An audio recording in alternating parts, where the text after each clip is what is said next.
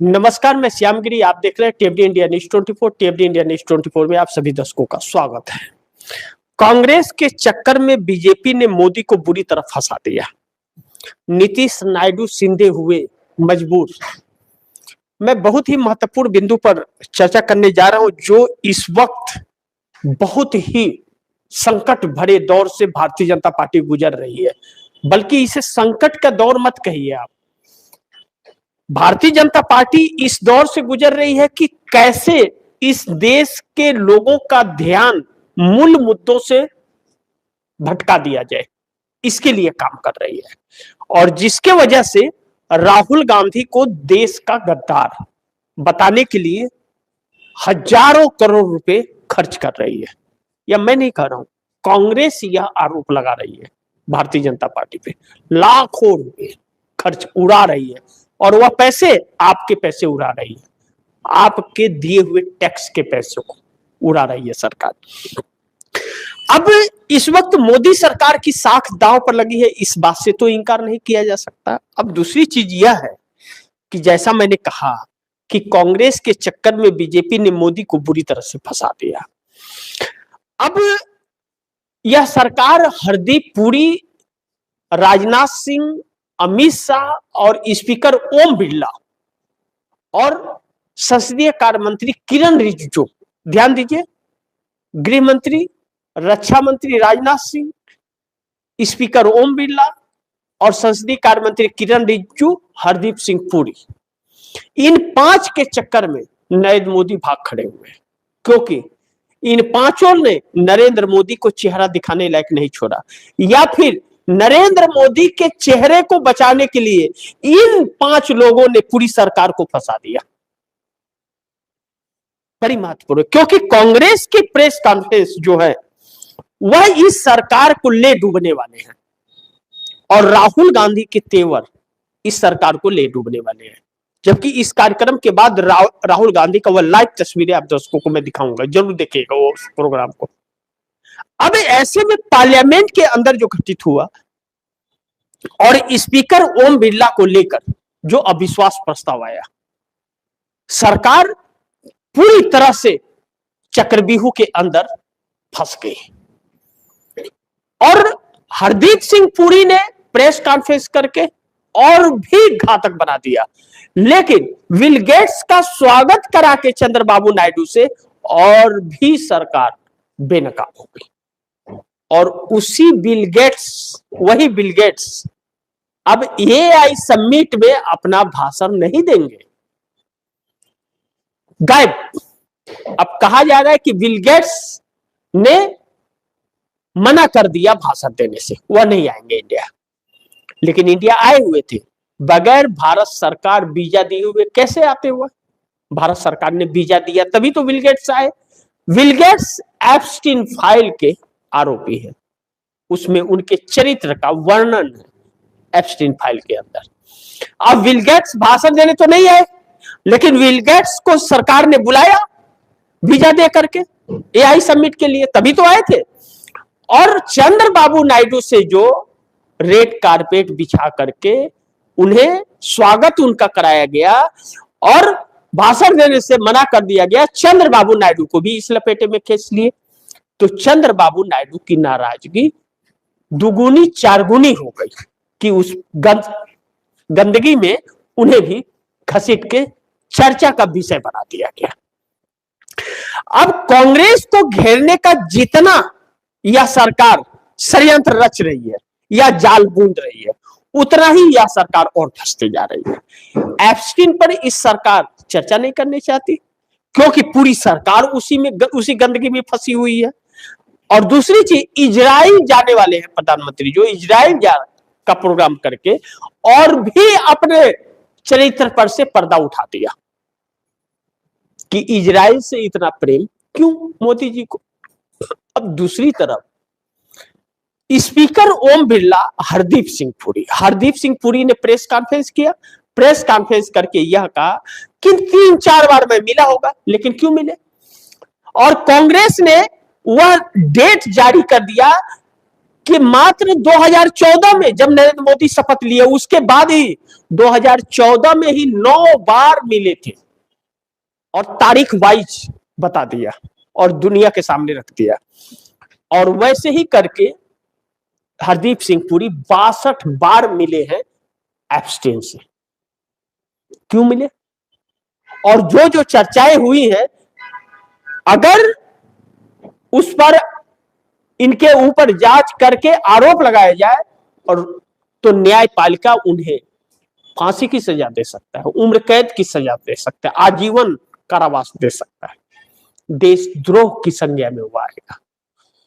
लेकिन देशद्रोह किसे? राहुल गांधी को बताया जा रहा है। क्यों? क्योंकि राहुल गांधी इस सरकार के आंखों के कांटा बन चुके हैं। एक एक सच्चाइयां देश के सामने राहुल गांधी ला करके खड़ा कर दे रहे हैं। जो सरकार बैकफुट पर आकर के खड़ी हो जा रही है, सरकार बच नहीं पा रही है। अब ऐसे में कांग्रेस ने अब यह ठान लिया है कहीं न कहीं कि इस सरकार को गद्दी से हटा फेंकना है, और वह काम कांग्रेस ही कर सकती है, कोई और नहीं, क्षेत्रीय दल नहीं कर सकते, कांग्रेस ही कर सकती है। लेकिन उसके लिए क्षेत्रीय दलों का सहयोग तो कांग्रेस को चाहिए। ऐसे में इंडिया गठबंधन एकजुट है और इंडिया गठबंधन एकजुट होकर के अब मोदी सरकार को हटाने के प्रयास में लग गया।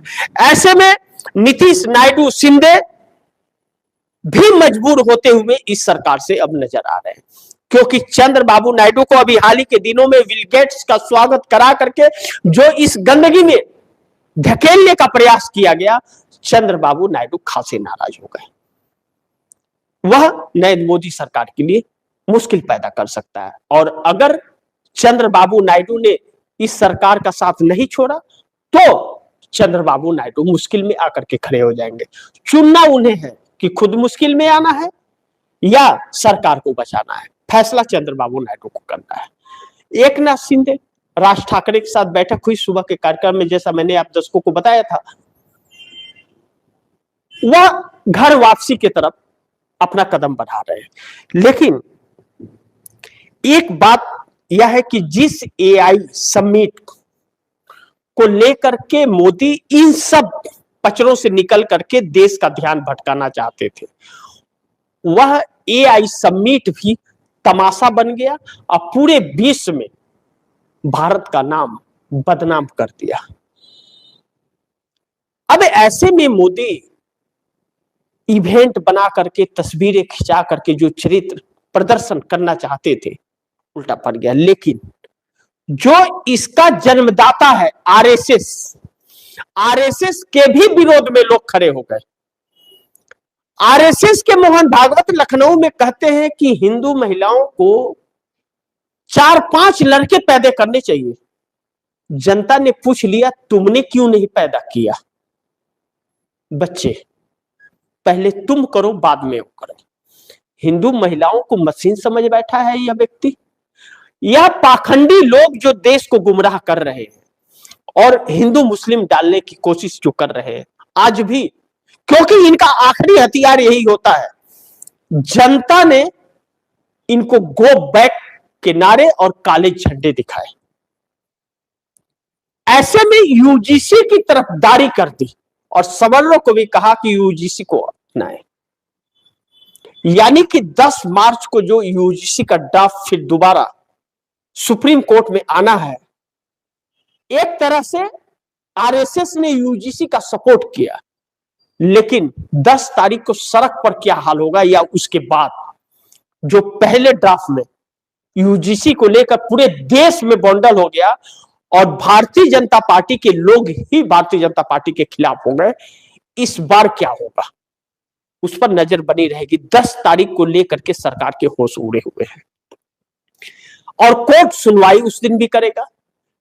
उस दिन देश का रुख पता चलेगा। लेकिन किसान भी उसी वक्त सड़क पर आने के पूरे प्लान में, और अमीर की डील का फैसला और स्पीकर ओम बिरला पर अविश्वास प्रस्ताव, और वहीं पर